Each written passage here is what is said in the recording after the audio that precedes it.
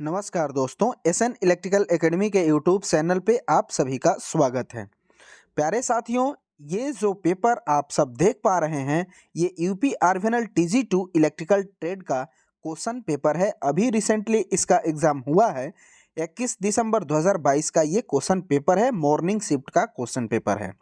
इसमें हम 3 पार्टों में 25-25 क्वेश्चन करके वीडियो अपलोड किया हुआ है। यदि आप उसको अभी तक नहीं देख पाए हैं और आगामी एग्ज़ाम यूपीपीसीएल TG2 की आप प्रिपरेशन कर रहे हैं, तो इन क्वेश्चनों को कंप्लीट देखिएगा। इसमें से क्वेश्चन ज़रूर आपको यूपीपीसीएल TG2 में मिलेंगे ही मिलेंगे। तो चलिए बिना देर किए हम आगे के क्वेश्चनों को सॉल्यूशन करते हैं। साथ ही साथ आपसे रिक्वेस्ट करेंगे कि प्लीज़ वीडियो को लाइक कीजिएगा और अपने दोस्तों में वीडियो को शेयर भी कीजिएगा। जो भी प्यारे साथी चैनल पे आए होंगे पहली बार, प्लीज़ चैनल को सब्सक्राइब ज़रूर कर लेंगे। तो चलिए, इसमें पिछली वीडियो में हमने 70 क्वेश्चन तक का सॉल्यूशन किया था। इस वीडियो में हम 71 नंबर से आगे की तरफ चलेंगे। 71 नंबर जो क्वेश्चन है कि उच्चतम प्रदीप्ति घनत्व प्रास के लिए कौन से कार्य और क्रियाकलापों की अनुशंसा की जाती है। हमें कहीं पर उच्च प्रदीप्ति घनत्व रेंज की आवश्यकता होती है, तो हम क्या उद्देश्य कर रहे हैं, मतलब किस कार्यों से हमें ज़्यादा इंटेंसिटी की आवश्यकता होती है, फ्लक्स ल्यूमिनस इंटेंसिटी कहें या प्रदीप्ति की आवश्यकता होती है अधिक रेंज में। तो हम कोई भी महीन काम करते हैं तो वहाँ पे हमें ज़्यादा रोशनी की आवश्यकता होती है। तो जैसे हम रीडिंग रूम हुआ, वहाँ पे हम हाई लाइट की आवश्यकता होगी। तो यहाँ पे वर्ण व्यवस्था जो होगी, इसमें हम इसका प्रयोग करते हैं जहाँ पे उच्चतम लाइट की आवश्यकता होगी। तो वर्ण व्यवस्था में इसका प्रयोग किया जाएगा। ऑप्शन नंबर बी सही आंसर हो जाएगा। अगला 72 नंबर क्वेश्चन कि निम्न दिए गए 2 कथनों को पढ़े और mg सेट के लिए सही विकल्प का चयन करें। mg सेट यानी मतलब होता है मोटर जनरेटर सेट। अब मोटर जनरेटर सेट में एक होती है मोटर, एक होती है जनरेटर। मोटर के रूप में हम क्या ले सकते हैं, तो सिंगल फेज इंडक्शन मोटर या 3 फेज इंडक्शन मोटर प्रीफर कर सकते हैं। और जनरेटर में किसको प्रीफर किया जाएगा, तो डीसी शंट या कंपाउंड जनरेटर को प्रीफर किया जाता है। ये दोनों मशीनें आपस में कपल्ड होती है और हम एसी मोटर को, सिंगल या 3 फेज को सप्लाई हम देते हैं और इसको चला करके इसकी मैकेनिकल ऊर्जा जनरेटर को देते हैं, तो वह हमें इलेक्ट्रिकल एनर्जी देता है। अर्थात mg सेट से हम क्या कर सकते हैं, तो सिर्फ AC टू DC कन्वर्ट किया जा सकता है। AC टू DC सिर्फ कन्वर्ट किया जा सकता है, न कि DC टू AC। तो ये याद रखिएगा, mg सेट के द्वारा सिर्फ AC टू DC कन्वर्ट किया जा सकता है।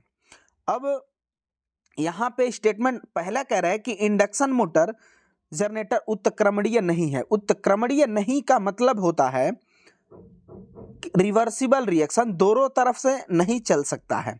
तो ये स्टेटमेंट तो सही है। क्यों? क्योंकि सिर्फ इससे AC टू DC उत्पन्न किया जा सकता है, DC टू AC नहीं किया जा सकता। बात तो पहली सही है। दूसरा स्टेटमेंट, बहुत उच्च लोड पर तुल्यकाली मोटर जनरेटर सेट तुल्यकान खो देता है। ये भी बात सही है कि अगर रेटेड लोड से अधिक लोड दिया गया तो जो तुल्यकाली मोटर है mg सेट में, वह अपना सिंक्रोनस स्पीड को खो देगी। तो यह भी बात सही है। अर्थात स्टेटमेंट 1 और स्टेटमेंट 2 दोनों सही है, इसलिए ऑप्शन नंबर सी सही आंसर हो जाएगा। स्टूडेंट, रोटरी कन्वर्टर आप सब पढ़े होंगे। रोटरी कन्वर्टर में 3 फेज रोटरी कन्वर्टर और सिंगल फेज रोटरी कन्वर्टर दोनों आते हैं। उसमें उत्क्रमणीय अभिक्रिया होती है। कहने का मतलब है कि रोटरी कन्वर्टर के द्वारा हमें AC टू DC कर सकते हैं या DC टू AC भी कर सकते हैं, उससे दोनों किया जा सकता है।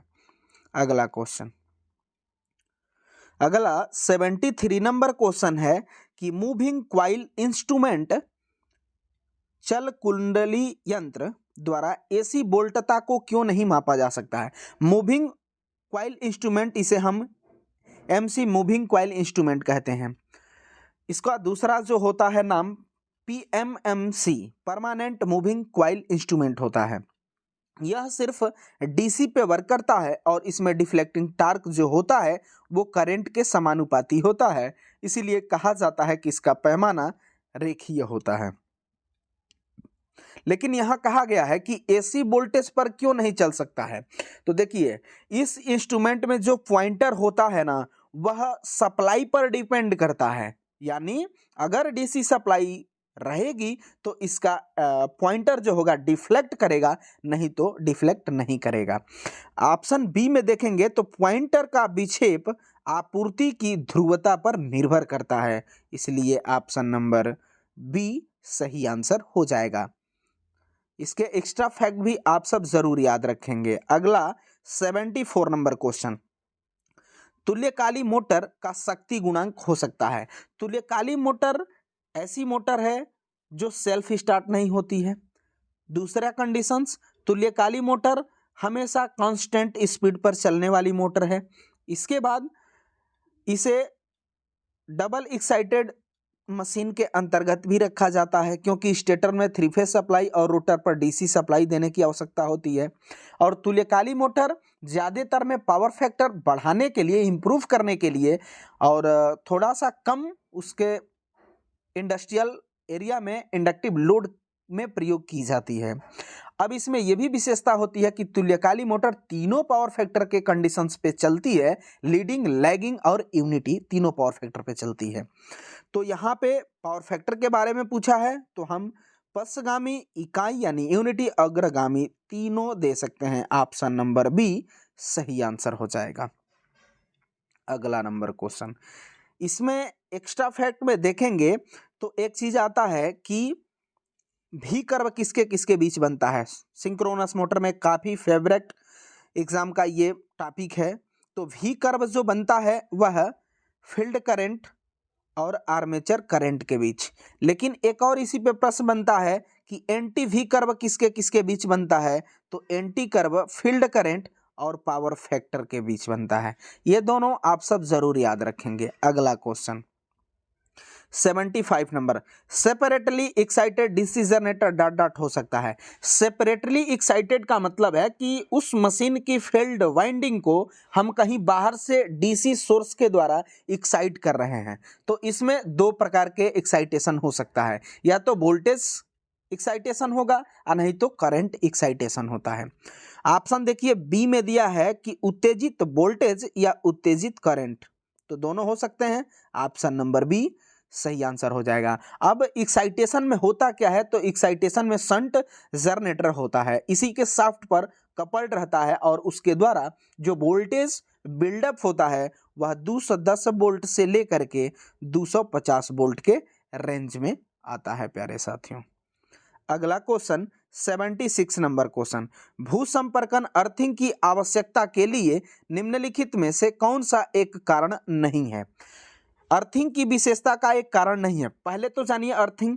अर्थिंग कहीं भी या किसी भी मशीन का किया जाता है तो उसमें लीकेज करंट को मार्ग देने के लिए, ग्राउंड करने के लिए एक प्रकार का वो माध्यम होता है, जिससे वहाँ पे कार्य करने वाले ऑपरेटर और मशीन दोनों को सेफ्टी होती है। क्यों? क्योंकि कोई भी मशीन लगातार जब चलती है तो उसका इंसुलेशन डैमेज होता है, तो फिर वह पार्ट बॉडी से टच करता है तो बॉडी में लीकेज करंट आने की संभावना हो जाती है। जब लीकेज करंट आएगी तो उसकी प्रॉपर उस मशीन की ग्राउंडिंग, अर्थिंग हुई रहेगी, तो फिर ऑपरेटर उसके संपर्क में जाएगा तो वह वोल्टेज तुरंत ग्राउंड हो जाएगी और ऑपरेटर सुरक्षित बच जाएगा। ऑप्शन ये जो कह रहा है कि वांछित पथ की माध्यम से भूमि क्षरण धारा के लिए आगे के लिए जोखिम को बचाना, बात तो सही है। बी जो कह रहा है कि मानव शरीर को विद्युत झटके से बचाना, तुरंत ग्राउंड कर देगी। ऑप्शन सी जो कह रहा है कि सभी उपकरणों की तड़ित आकाशीय बिजली से बचाना, ये भी बात सही है। मृदा की आवश्यकता बढ़ाने के लिए मृदा की प्रतिरोधकता बढ़ाएंगे तो फिर अर्थिंग का रेजिस्टेंस हायर हो जाएगा, तो फिर लीकेज करंट नहीं जा पाएगी। अर्थिंग में रेजिस्टेंस जो रखा जाता है मिनिमम से मिनिमम रखा जाता है। क्यों? क्योंकि करंट फ्लो करती है, लो रेजिस्टेंस वाला ही मार्ग चुनती है, तो उधर ग्राउंड होगी। यही स्टेटमेंट गलत है और गलत पूछा गया था, इसलिए ऑप्शन नंबर डी बिल्कुल करेक्ट आंसर हो जाएगा। अगला क्वेश्चन 77 नंबर क्वेश्चन कि यदि सीरीज वाइंडिंग द्वारा उत्पादित चुंबकीय फ्लक्स शंट फील्ड वाइंडिंग द्वारा उत्पादित फ्लक्स की सहायता करता है तो कैसा जनरेटर है। देखिए, जो रिजल्टेंट फ्लक्स हुआ वह series flux plus shunt field flux, इन दोनों का सहयोग वाला हो रहा है, मतलब योगात्मक का आ रहा है। इसमें अगर फार्मूला में जाएंगे तो रिजल्टेंट फ्लक्स बराबर फाई सीरीज और फाई शंट योगफल हो रहा है, तो यह जो होगा जनरेटर ये कम्युलेटिव कंपाउंड हो जाएगा। लेकिन अगर यही प्रश्न रिजल्टेंट फ्लक्स जो होता वह series flux minus shunt field flux हो जाता, तो यह माइनस लगा है तो यह डिफरेंशियल कंपाउंड जनरेटर हो जाता है। तो यहाँ योगात्मक का कहा है तो या योगात्मक के टर्म में कम्युलेटिव कंपाउंड जनरेटर हो जाएगा। ऑप्शन नंबर बी बिल्कुल करेक्ट आंसर हो जाएगा। अगर निगेटिव रहता, अंतर का होता, तो फिर डिफरेंशियल कंपाउंड जनरेटर होता। उस कंडीशन में option number B correct answer होता।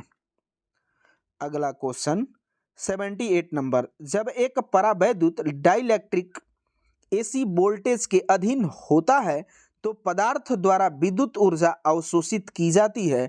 इस ऊर्जा को डॉट डॉट कहा जाएगा।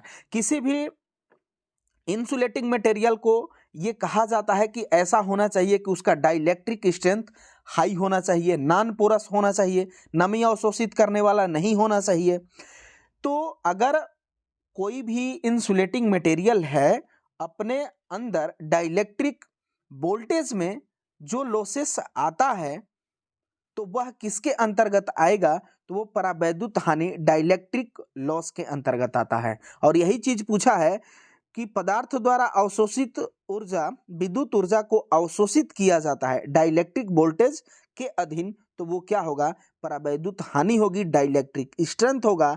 ऑप्शन में दिया है ए में परावैद्युत हानि, ऑप्शन नंबर ए सही आंसर हो जाएगा। इंसुलेटिंग मटेरियल के टर्म में याद रखिएगा आप सब कि डाइलेक्ट्रिक स्ट्रेंथ अधिक से अधिक होना चाहिए, उसका मैकेनिकल स्ट्रेंथ भी हाई होना चाहिए, नॉन पोरस होना चाहिए। ये सब इंसुलेटिंग मटेरियल्स के गुण होते हैं। अगला क्वेश्चन, अगला जो क्वेश्चन है 79 नंबर की, जब पीली एलईडी का मतलब है लाइट इमिटिंग डायोड, लाइट चालू ऑन होती है और स्वचालित वोल्टेज रेगुलेटर में फ्लैश करती है तो यह चिंगारी इंगित करती है डॉट डॉट के लिए। एलईडी का पहले नंबर तो फुल फॉर्म जानिए। एलईडी का मतलब होता है लाइट इमिटिंग डायोड होता है। यह हमेशा अगर लाइट हमें देती है तो फॉरवर्ड वाइस में वर्क करती है, तो हमें प्रकाश प्रदान करती है। एलईडी जो होती है 7 सेगमेंट के द्वारा बनती है और एलईडी जो होती है इसकी रेटिंग मिलीवाट में की जाती है। अब यहाँ पे क्वेश्चन जो कहा है कि स्वचालित वोल्टेज रेगुलेटर में फ्लैशर करती है तो यह क्या इंगित करेगी, तो रेगुलेटर जो होगा उसमें एलईडी प्रयोग की जाएगी तो वह निर्गत में विलंबन हो जाएगा। यानी ऑप्शन देखेंगे तो डी में दिया है कि वोल्टेज यानी रेगुलेटर विलंबन स्थिति में है और निर्गत में विलंबन हो जाएगा, यानी ऑप्शन नंबर डी सही आंसर हो जाएगा। अगला क्वेश्चन, अगला जो क्वेश्चन है 80 नंबर कि single phase induction type energy meter में डॉट डॉट का कार्य शंट चुंबक द्वारा उत्पादित फ्लक्स को अनुपयुक्त वोल्टता के साथ बिल्कुल समकोणांतर में लाना है, क्या होता है। तो देखिए, सिंगल फेज इंडक्शन मोटरों में टाइप एनर्जी मीटर की बात किया गया है, तो एनर्जी मीटर में उसके फ्लक्स को लंबवत लाने के लिए, ज़्यादा से ज़्यादा लिंक करने के लिए एक क्वाइल लपेटी जाती है, वो कापर की होती है और उसका नाम जो होता है शेडिंग बैंड होता है। शेडिंग क्वाइल भी कहीं कहीं बोली जाती है, लेकिन यह कापर की ही बनी होती है, यह होना चाहिए। अब इसमें क्या है कि इसमें कह रहा है कि उत्पादित फ्लक्स को अनुपयुक्त वोल्टता के साथ बिल्कुल लंबवत होना चाहिए, तो वो कौन सी क्या है, तो वह कापर की क्वाइल होती है जिसे हम शेडिंग क्वाइल या शेडिंग बैंड भी बोलते हैं। देखिए, यही चीज़ दिया है ऑप्शन नंबर सी में कि कापर शेडिंग बैंड होती है, इसलिए ऑप्शन नंबर सी सही आंसर हो जाएगा। अगला नंबर क्वेश्चन, और ये बेहतरीन क्वेश्चन है और न्यूमेरिकल है, आप सब इसको ध्यान से देखेंगे क्वेश्चन को। 81 number question, 400 KVA single phase transformer में प्राइमरी में 400 फेरे हैं और सेकेंडरी में 100 फेरे हैं। प्राइमरी में 4440 वोल्ट 50 हर्ट्ज आपूर्ति से संबद्ध है, तो अधिकतम फ्लक्स का मान निर्धारित कीजिए। आप सब ट्रांसफार्मर का इक्वेशन पढ़े होंगे प्यारे साथियों कि ई, अगर प्राइमरी की हम वोल्टेज को लेते हैं तो E1 equal to 4.44 5 max F into N1 इसलिए लिया है कि प्राइमरी की टर्न ले लिए, तो फिर प्राइमरी का इंड्यूस्ड ईएमएफ ले लिए। अब यहाँ पे देखिए वोल्टेज दिया है प्राइमरी का कितना, 4440 वोल्ट, तो यही रख दे 4440 वोल्ट इक्वल टू, फिर ये फार्मूले का 4.44 इंटू 5 मैक्स का मान बताना है, इंटू फ्रिक्वेंसी 50 है, इंटू टर्न जो है वो कितना है, प्राइमरी का रखना है, तो प्राइमरी का 400 दिया है तो 400 रख देंगे। ठीक, अब देखिए ये 2 अंक के बाद दशमलव है तो इसको हटाएंगे तो नीचे में 2 जीरो कर देंगे। अब देखिए ये 2 जीरो से ये 2 जीरो 400 में का कट जाएगा। अब इसके बाद ये जीरो से ये जीरो कट जाएगा। अब ये 444 से ये 444 कट जाएगा। अब इधर कुछ नहीं बचा है तो एक बचा इक्वल टू, इधर 5 मैक्स है और ये 4 है ये 5 है, तो 4 5 20 5 मैक्स बचा, तो यहाँ से 20 5 मैक्स इक्वल टू 1, तो आप इसको आगे में क्या लिख सकते हैं, 5 मैक्स इक्वल टू 1/20 हो जाएगा। अब एक बार इसको साफ कर देते हैं, तो क्या आया था, तो 5 मैक्स इक्वल टू आया था 1/20 आया था। अब पॉइंट लगाएंगे तो एक जीरो बढ़ाएंगे, फिर भी नहीं जाएगा तो एक जीरो बढ़ाएंगे, तो एक यहाँ जीरो बढ़ाएंगे, 20 पाँचे सही हो जाएगा, तो यहाँ पे 5 कर देंगे। अब ये 5 मैक्स मैक्सिमम फ्लक्स है, तो फ्लक्स का मात्रा क्या होता है, वेबर होता है, और यही इसका मान होगा 0.05 वेबर, और यही चीज़ ऑप्शन नंबर ए में दिया है, इसलिए option number A correct answer हो जाएगा। उम्मीद करेंगे आप सबको समझ में आया होगा। फिर भी यदि डाउट होता है तो कमेंट बॉक्स में ज़रूर कमेंट कीजिएगा प्यारे साथियों, हम इसका एक्सप्लेन पुनः नेक्स्ट वीडियो में कर देंगे। 82 नंबर जो क्वेश्चन है कि किस वोल्टेज बैंड पर नियॉन हेड टेस्टर कार्य करता है। जो टेस्टर होता है, हम लोग अपने घरेलू कार्यों में किसी भी टेस्टिंग के दौरान हम इलेक्ट्रिसिटी को प्रेजेंट है या नहीं है उसको देखने के लिए टेस्टर का प्रयोग करते हैं, उसी को नियॉन हेड टेस्टर भी बोला जाता है। तो उसकी रेंज क्या होती है, कहने का मतलब है कि उसकी किस वोल्टेज के रेंज में हम उसे यूज कर सकते हैं। तो उसकी जो रेंज होती है वह लो एंड मीडियम वोल्टेज, मीडियम नहीं लो वोल्टेज ही होती है। तो लो वोल्टेज जो होती है वह 250 तक जाएगी, तो हम कह सकते हैं कि 100 वोल्ट से 250 वोल्ट तक। ऑप्शन नंबर यही बी में दिया है, 100 वोल्ट से 250 volt, option number B correct answer हो जाएगा। आप सब समझिएगा कि किताबी नाम टेस्टर का नियॉन हेड टेस्टर होता है, ये टेस्टर की ही बात इसमें कही गई है। अगला क्वेश्चन, अगला जो क्वेश्चन है 83 नंबर क्वेश्चन कि इंसुलेशन सामग्री में निम्नलिखित में से कौन सा गुण वांछनीय नहीं है। मतलब कि इंसुलेटिंग मटेरियल के हिसाब से कौन स्टेटमेंट उसके गुण को नहीं बता रहा है, यही चीज इसमें पूछा है, नहीं में पूछा है। अब देखिए, एक समान श्यानता ये होनी चाहिए, न्यूनतम तापीय प्रसार ये भी होना चाहिए, और ऑप्शन डी जो कह रहा है कि आर्कन के संपर्क में आने पर गैर प्रज्वलित होना चाहिए, प्रज्वलित नहीं होना चाहिए। और इसमें कह रहा है सी में कि निम्न परावैद्युत सामर्थ्य यानी उसका डाइलेक्ट्रिक स्ट्रेंथ लो होना चाहिए, यही गलत है, क्योंकि सभी इंसुलेटिंग मटेरियल का डाइलेक्ट्रिक स्ट्रेंथ जो होना चाहिए वो मैक्सिमम से मैक्सिमम होना चाहिए, तो ये गलत है, गलत पूछा है, इसलिए ऑप्शन नंबर सी यहाँ पे सही आंसर हो जाएगा। अगला क्वेश्चन, अगला जो क्वेश्चन है 84 नंबर की DC generator armature lap winding में कितने समांतर पथ होने चाहिए। डीसी जनरेटर में, डीसी मशीनों में हम दो प्रकार की वाइंडिंग करते हैं, एक तो लैप होती है और एक वेव होती है। लैप वाइंडिंग में विशेषता होती है कि इसे कंप्लीट वाइंडिंग भी बोला जाता है और वेव को इनकम्प्लीट वाइंडिंग बोला जाता है। लैप वाइंडिंग जो होती है ये समांतर वाइंडिंग होती है और वेव वाइंडिंग सीरीज वाइंडिंग होती है। लैप वाइंडिंग का यूज कहाँ किया जाता है, तो जहाँ पे करंट हायर हो और वोल्टेज लो हो तो वहाँ पे लैप वाइंडिंग को प्रीफर किया जाता है।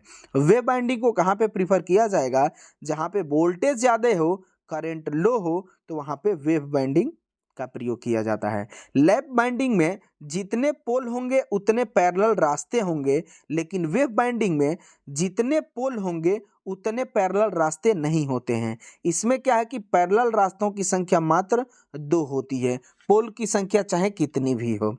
तो देखिए यहाँ पे कह रहा है लैप के लिए पूछा है, तो लैप में हमने क्या बताया कि पोल की संख्या पैरेलल रास्तों की संख्या के बराबर होगी, लेकिन इसमें 2 ही होगी वेव में, तो यहाँ बराबर होगी। ऑप्शन डी कह रहा है कि ध्रुव की संख्या के बराबर होगी, यानी ऑप्शन नंबर डी सही आंसर हो जाएगा, क्योंकि लैप के लिए पूछा गया था। अगला क्वेश्चन, अगला जो क्वेश्चन है 85 नंबर क्वेश्चन कि निम्नलिखित में से कौन सी चुंबकीय सामग्री निश्चित क्रांतिक तापमान के नीचे दीर्घ परास चुंबकीय क्रम को प्रदर्शित नहीं करती है। फिर से एक बार क्वेश्चन को देखिए कि कौन सी चुंबकीय सामग्री निश्चित क्रांतिक तापमान के नीचे दीर्घ परास चुंबकीय क्रम को नहीं प्रदर्शित करती है, तो यह पैरामैग्नेटिक मटेरियल होता है। पैरामैग्नेटिक मटेरियल होता है। ये जो होता है यह इसका जो मैग्नेटिक रेंज होती है वो लार्ज नहीं होती है, बड़ी नहीं होती है। ये अनुचुंबकीय पदार्थ, यानी इसे हम इंग्लिश में पैरामैग्नेटिक मटेरियल कहेंगे। इसकी चुंबकशीलता की बात किया जाए तो 1 से थोड़ी सी अधिक होती है। ऑप्शन डी सही आंसर हो जाएगा। और पैरामैग्नेटिक मटेरियल में आएंगे कौन कौन से, तो ऑक्सीजन आ जाएगा, ऑक्सीजन, एल्युमिनियम आ जाएगा, इसके बाद एयर, वायु जो है ये भी इसी में आ जाएगी। अगला क्वेश्चन, अगला जो है 86 नंबर क्वेश्चन कि वार्ड लियोनार्ड नियंत्रण विधि में डीसी मोटर की गति को डॉट डॉट के द्वारा नियंत्रित किया जा सकता है। वार्ड लियोनार्ड में 2 मशीनों की आवश्यकता होती है और इसकी विशेषता होती है कि सामान्य से कम और सामान्य से अधिक स्पीड की मोटरों को कंट्रोल कर सकता है, यानी यह दोनों तरफ से कंट्रोलिंग की इसमें व्यवस्था होती है। तो इसमें एक चीज और रहता है कि वार्ड लियोनार्ड विधि में अगर मोटर की कंट्रोलिंग करनी है तो इसके आर्मेचर वाइंडिंग के सीरीज में एक हम वेरिएबल रेजिस्टेंस डाल देते हैं, लेकिन वो होना चाहिए वो आर्मेचर के सीरीज में ही होना चाहिए। अब यही चीज कहा है कि डीसी मोटर की गति को डॉट डॉट के द्वारा नियंत्रित किया जाएगा। स्पीड को नियंत्रित कैसे किया जाएगा, तो इस मोटर के परिवर्तनीय वोल्टेज देने के कारण ऑप्शन नंबर ए सही आंसर हो जाएगा। अगला नंबर क्वेश्चन, अगला जो क्वेश्चन है बेहतरीन 87 नंबर क्वेश्चन न्यूमेरिकल है कि परिपथ से गुजरने वाली प्रत्यावर्ती धारा आई 141.4 साइन 314.2 टी है। धारा के आरएमएस मान की गणना कीजिए। करंट का आरएमएस इक्वल टू क्या होता है फार्मूला, तो आई मैक्स अपन √2 होता है। अब ये आई मैक्स का मान यहाँ पे इतना 1.41.4 दिया है, तो इसी को आप पुट कर दीजिए। क्या पुट करेंगे, तो 141.4 ये किसका मान हुआ, आई मैक्स का मान हुआ, अपन √2 है, तो √2 का मान कितना होता है 1.414 हो जाएगा। अब ध्यान से देखेंगे तो इसमें 3 अंक के बाद दशमलव है और इसमें जो है वो 1 अंक के बाद दशमलव है, तो ये पॉइंट आप हटाएंगे ये और ये, तो ऊपर में कितना हो जाएगा 100 हो जाएगा। तो यहाँ पे आंसर जो होगा, कहने का मतलब है कि ऊपर नीचे 100 से भी आप गुणा कर देंगे तो भी बात बन जाएगी। तो ये तो बाहर हो जाएगा, लेकिन ये यहाँ पे खिसक जाएगा, यहाँ पे ऐसे आ जाएगा, ये इससे कट जाएगा, ये इससे कट जाएगा। कितने बार में, 100 बार में कटा, तो भी वोल्टेज का आरएमएस मान पूछा था, चूंकि देखिए करंट का आरएमएस मान पूछा है, चूंकि मात्रक में वोल्टेज दे रहा है, ये एरर है। आई होना चाहिए इसके लास्ट में, क्योंकि करंट का आरएमएस मान पूछा है तो करंट का ही आरएमएस। तो यहाँ पे चूंकि नहीं दिया है, 100 मेरा आ रहा है, तो फिर 100 वोल्टेज की तरफ चले जाएंगे। ऑप्शन नंबर ए सही आंसर हो जाएगा। उम्मीद करेंगे आपको समझ में ये क्वेश्चन आया होगा। अगला number question 88 number, overhead transmission line में कोरोना प्रभाव के गठन के संबंध में निम्नलिखित में से कौन सा कथन सही नहीं है। कोरोना में ये कोरोना होगा कब, तो अगर जब भी मौसम आधी तूफान वाला है, नमी है, तो फिर इसमें इफेक्ट आएगा। और यह सामान्यतः 30 kb से ऊपर वाली लाइनों में, ट्रांसमिशन लाइनों में इसको देखा जाता है। इसमें ध्वनि जो होती है, हिसिंग की ध्वनि आएगी और कंडक्टर के चारों तरफ बैगनी, नीली, स्याही रंग की कलर देखने को मिलेगी। तो ऑप्शन ए कह रहा है कि साफ मौसम की तुलना में तूफानी मौसमों में आयन की संख्या सामान्य से अधिक होती है और इस प्रकार कोरोना बहुत निम्न वोल्टता पर घटित होता है। नहीं, जब ये मौसम ऐसा होगा तो फिर कोरोना इफेक्ट आएगा तो ज्यादा होगा। तो ये तो गलत स्टेटमेंट है, मतलब तो गलत हो गया। ऑप्शन जो देखिए बी जो है कि ठोस चालक की सतह अनियमित होती है। ठोस अगर कंडक्टर है तो उसकी सतह को कह रहा है कि अनियमित है और इस स्टैंडर्ड चालक की तुलना में अधिक कोरोना उत्पन्न होगा। ये गलत है। ठोस चालक हो, चिकना हो, तो वहां पे कोरोना इफेक्ट ज्यादा होगा और स्टैंडर्ड कंडक्टर में कोरोना इफेक्ट कम होगा। यही स्टेटमेंट उल्टा लिखा है, इसलिए ऑप्शन नंबर बी सही आंसर हो जाएगा। स्टैंडर्ड कंडक्टर का मतलब क्या होता है कि पतले पतले कई कंडक्टर को लेकर के जब हम इसे लपेट देते हैं तो इसके द्वारा जो कंडक्टर तैयार हुआ यही स्टैंडर्ड कंडक्टर हुआ, ये वाली चीज। अगला नंबर क्वेश्चन, अगला जो क्वेश्चन है 89 नंबर क्वेश्चन कि निम्नलिखित में से किस लैंप का ल्यूमेन प्रति वाट उच्चतम होता है। ल्यूमेन प्रति वाट कहने का मतलब यह हुआ इफिशियंसी की बात किया गया है। तो इफिशियंसी जो होती है वो हाईएस्ट इफिशियंसी के मामले में जाएंगे आप सब, तो फ्लोरेसेंट लैंप होता है। फ्लोरेसेंट लैंप की जो दक्षता होती है वह 60 से 70 ल्यूमेन प्रति वाट होती है। यहाँ पे आंसर जो आयोग दिया गया है वह low pressure sodium vapour lamp कहा जा रहा है, जबकि सोडियम वेपर लैंप में 40 से 50 ही होता है। तो ये ऑब्जेक्शन वाला क्वेश्चन है। फिर होना तो ऑप्शन बी चाहिए, लेकिन ऑप्शन नंबर ए दिया है, क्योंकि इसकी तो इफिशियंसी 40 से 50 ल्यूमेन प्रति वाट होती है। मैक्सिमम पूछा है तो मैक्सिमम के कंडीशंस में फ्लोरेसेंट लैंप होना चाहिए।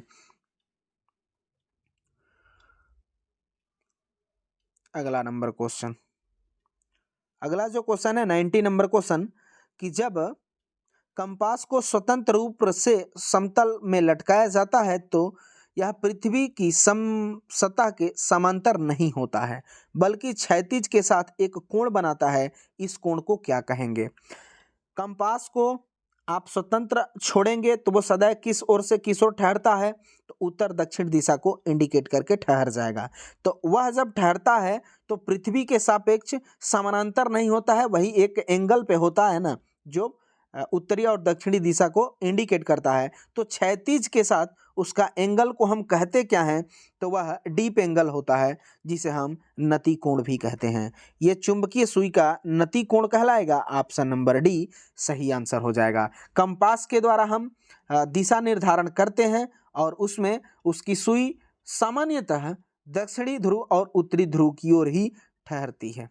अगला नंबर क्वेश्चन, अगला जो क्वेश्चन है 91 नंबर क्वेश्चन कि विद्युत धारा किसी परिपथ में विद्युत आवेश का प्रवाह होता है तो निम्नलिखित कथनों का संदर्भ लें और सही कथन का चुनाव करें।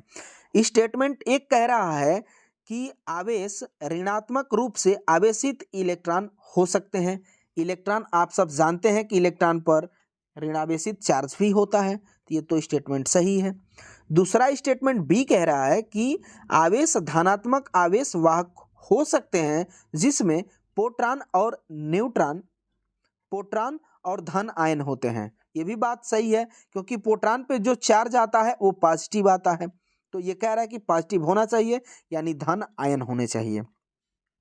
और न्यूट्रॉन पे तो आप सब जानते हैं, न्यूट्रॉन पे न्यूट्रल होता है, इस पे कोई चार्ज नहीं होता है, चूंकि न्यूट्रॉन की यहाँ जिक्र भी नहीं किया गया है। यहाँ पे दोनों स्टेटमेंट सही हैं, ऑप्शन नंबर बी की तरफ चले जाएंगे, ए और बी दोनों सत्य होगा, इसलिए ऑप्शन नंबर बी सही आंसर हो जाएगा। अगला नंबर क्वेश्चन, अगला जो क्वेश्चन है 92 नंबर क्वेश्चन कि उभयनिष्ठ संग्राहक बीजेटी के लिए निवेशी प्रतिबाधा और निर्गत प्रतिबाधा का मान क्या होगा। बीजेटी बाइपोलर जंक्शन ट्रांजिस्टर होता है और इसमें पूछा गया है कि इनपुट इम्पीडेंस और आउटपुट इम्पीडेंस कितना होता है।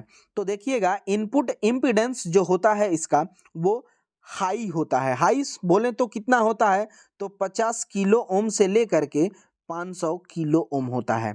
और इसका जो आउटपुट इम्पीडेंस होता है वो लो होता है, बोले तो कितना होता है, तो 50 से 500 ओम होता है। तो इनपुट ये है और आउटपुट ये है, तो इनपुट हाई होगा। अब इसमें 3 कंडीशंस आएगी कि कॉमन कलेक्टर हो जाएगा, कॉमन बेस हो जाएगा और कॉमन एमीटर हो जाएगा। लेकिन इन तीनों में सबसे ज्यादा अगर इनपुट इम्पीडेंस होता है तो कॉमन कलेक्टर का ही होता है, उसी को हम हिंदी में उभयनिष्ठ संग्राहक भी बोलते हैं और यही पूछा है। तो यहाँ पे ऑप्शन जो ए कह रहा है कि उच्च निवेशी प्रतिबाधा यानी हाई इनपुट इम्पीडेंस, तो देखिए हाई हो रहा है, और निम्न निर्गत यानी आउटपुट निम्न होना चाहिए। यहाँ पे ऑप्शन नंबर बी सही आंसर हो जाएगा।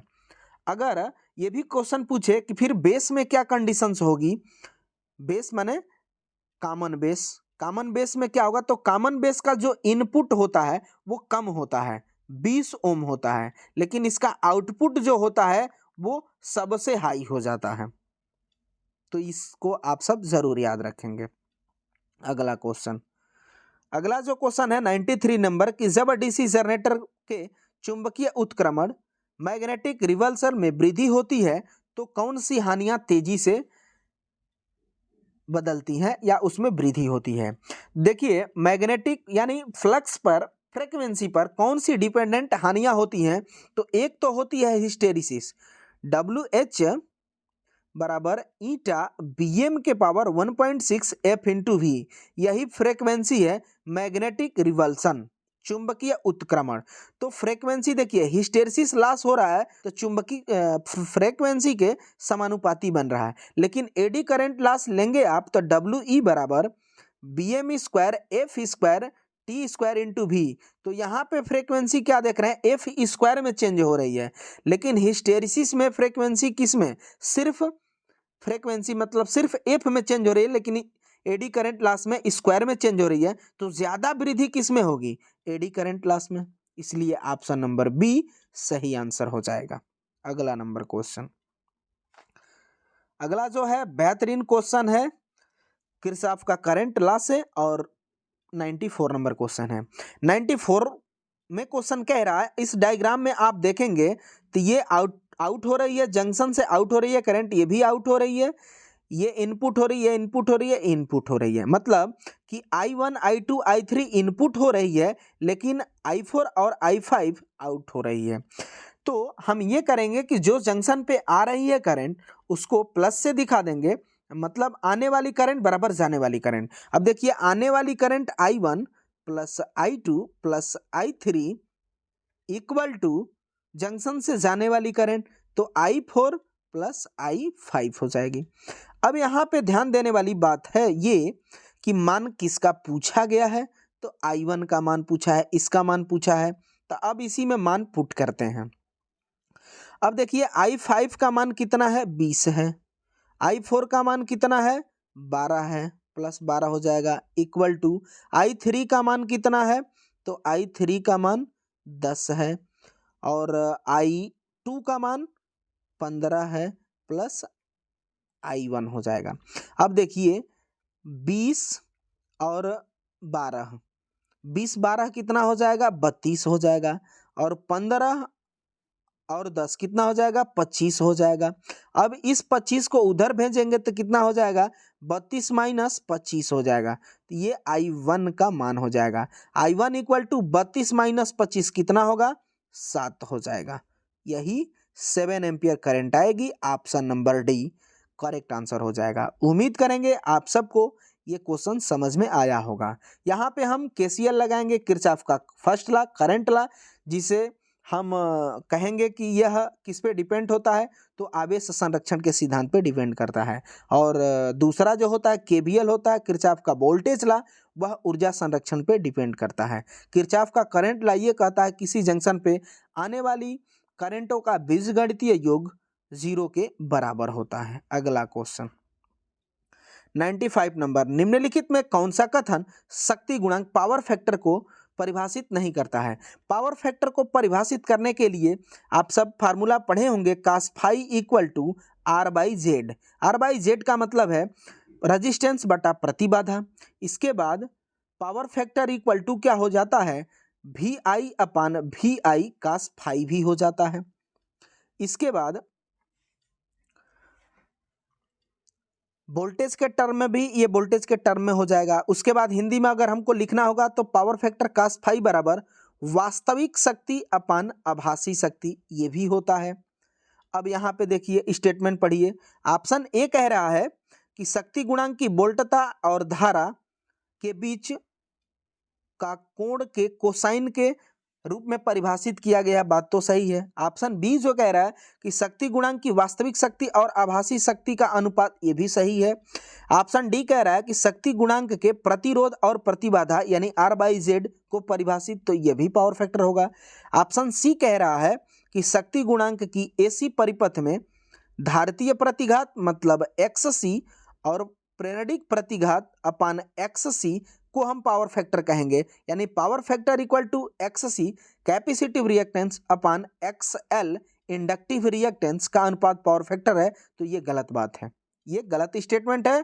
तो फिर यहाँ पे ऑप्शन नंबर सी गलत स्टेटमेंट होगा, ऑप्शन नंबर सी सही आंसर हो जाएगा। अगला नंबर क्वेश्चन, अगला जो है 96 नंबर क्वेश्चन की निम्नलिखित में से कौन से पदार्थ विद्युत मापन रेंज बढ़ाने के लिए गुणक के रूप में उपयोग किया जाता है, सबसे उपयुक्त कौन सा होता है। तो देखिए, हम अगर एम्पियर मीटर की हम रेंज बढ़ाना चाहते हैं तो उसी के पैरेलल में एक लो मान का रेजिस्टेंस लगा देते हैं जिसे हम शंट बोलते हैं, और वोल्टमीटर की रेंज को बढ़ाने के लिए उसी के सीरीज में एक हायर मान का रेजिस्टेंस लगा देते हैं जिसे हम वोल्टमीटर या मल्टीप्लायर्स भी बोलते हैं। तो जो रेजिस्टेंस हमने मानक रेजिस्टेंस लगाया वो किस मटेरियल का होता है, तो दो मटेरियल के होते हैं। एक तो होता है कॉन्स्टेंटेनस, इसी का दूसरा नाम यूरेका होता है, और दूसरा होता है मैग्नीन होता है। ये जीरो टेम्परेचर कोफिशिएंट के अंतर्गत आते हैं, इसीलिए हम इन्हें ऐसे जगह पे उपयोग करने के लिए प्रीफर करते हैं जहां पे ज़्यादा टेम्परेचर से इफेक्टिव ना हो। ये जीरो टेम्परेचर कोफिशिएंट के अंतर्गत ये दोनों आते हैं, और स्टार्टर के रेजिस्टेंस में भी इन्हीं मैग्नीन, कॉन्स्टेंटेन, दूसरा नाम यूरेका का प्रयोग किया जाता है। ऑप्शन नंबर सी सही आंसर हो जाएगा। अगला number question 97 number, DC series motor को किस के द्वारा चालू किया जाता है। डीसी सीरीज मोटर की बात किया गया है तो डीसी मशीनों में हम 2 पॉइंट स्टार्टर, 3 पॉइंट स्टार्टर और 4 पॉइंट स्टार्टर, 3 प्रकार के स्टार्टर का प्रयोग करते हैं। अगर 2 पॉइंट स्टार्टर है तो वहां पे हम सीरीज मोटर के लिए प्रयोग किया जाएगा। अगर 3 पॉइंट स्टार्टर है और 4 पॉइंट स्टार्टर है तो इन दोनों का प्रयोग हम शंट और कंपाउंड दोनों मशीनों में प्रयोग कर सकते हैं। चूंकि यहाँ पे सीरीज के लिए पूछा है तो यहाँ पे सीरीज के लिए क्या देंगे, 2 point starter. Option number D सही आंसर हो जाएगा। अगर यही क्वेश्चन शंट और कंपाउंड के लिए रहता तो फिर वहाँ पे 3 और 4 मतलब 3 और 4 पॉइंट स्टार्टर दोनों में से किसी को प्रीफर कर सकते थे। अगला नंबर क्वेश्चन 98 नंबर, निम्नलिखित में से कौन सी सर्किट ब्रेकर की प्रचालन अवधि और फ्यूज की प्रचालन अवधि की सही तुलना है। यहाँ पे फ्यूजिंग फैक्टर की बात किया गया है तो फ्यूजिंग फैक्टर बराबर जो फार्मूला होता है, फ्यूजिंग मतलब न्यूनतम करंट अपन रेटेड करंट का अनुपात फ्यूजिंग फैक्टर कहलाता है। और यही चीज ऑप्शन बी में कहा है कि फ्यूज की प्रचालन अवधि, चूंकि ये प्रचालन अवधि के लिए सही है, ये टाइमिंग पूछा है। टाइमिंग में कहें तो जो फ्यूजिंग फैक्टर की प्रचालन अवधि होती है सर्किट ब्रेकर की तुलना में फ्यूज की कम होती है। फ्यूज की प्रचालन अवधि सर्किट ब्रेकर की प्रचालन अवधि की तुलना में कम होती है। ऑप्शन नंबर बी सही आंसर हो जाएगा। फ्यूजिंग फैक्टर की बात किया रहता तो उसका फार्मूला बनता न्यूनतम fusing current upon rated fusing current. किसी भी फ्यूज का फ्यूजिंग फैक्टर जो होता है वह 1 से अधिक होता है, यानी 1.2 1.4 के आसपास होगा। ये याद रखिएगा कि फ्यूजिंग फैक्टर 1 से सदैव अधिक ही होता है सब। और इसमें HRC फ्यूज का फ्यूजिंग फैक्टर पूछेगा तो याद रखिएगा HRC फ्यूज का पूछा जाता है। HRC high rapturing capacity fuse, इसका फ्यूजिंग फैक्टर 1.11 होता है। किट कैट फ्यूज का फ्यूजिंग फैक्टर पूछा जाए तो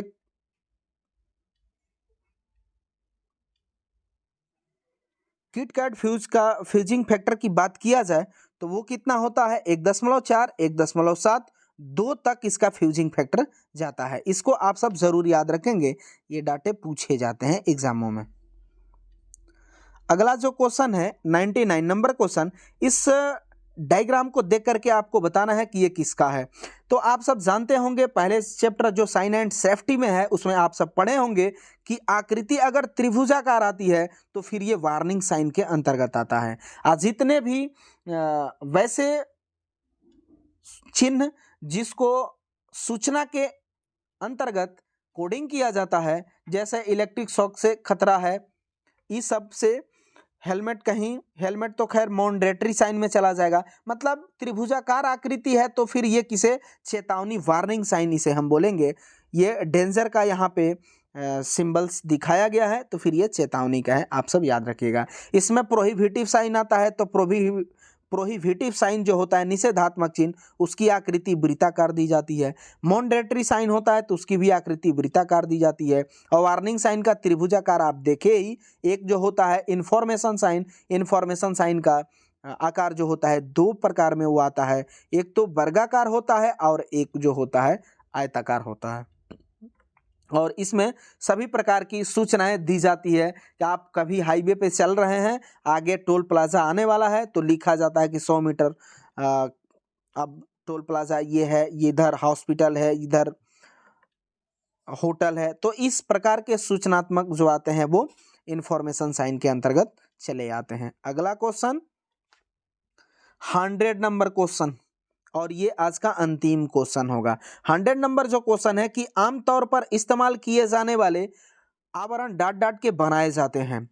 जो आवरण बनाए जाते हैं हम पीवीसी को प्रीफर करते हैं। पीवीसी बोले पीवीसी तो इसका फुल फॉर्म जो होता है पॉलीविनाइल क्लोराइड होता है। ऑप्शन नंबर ए में दिया गया है PVC polyvinyl chloride, option number A बिल्कुल करेक्ट आंसर हो जाएगा। आप सब आज के समय में जितने भी वायर खरीदते हैं तो उसमें ज़्यादातर में पीवीसी लेयर ही आती है। तो प्यारे साथियों, वीडियो को आप सब ज़्यादा से ज़्यादा लाइक कीजिएगा और अपने दोस्तों में भी वीडियो को शेयर भी कीजिएगा। और आप सबसे रिक्वेस्ट रहेगा कि प्लीज़ जो भी स्टूडेंट चैनल पे पहली बार होंगे प्लीज़ चैनल को सब्सक्राइब जरूर कर लेंगे। तो चलिए इस वीडियो में बस इतना ही, तब तक के लिए bye bye, take care, thanks for watching this video.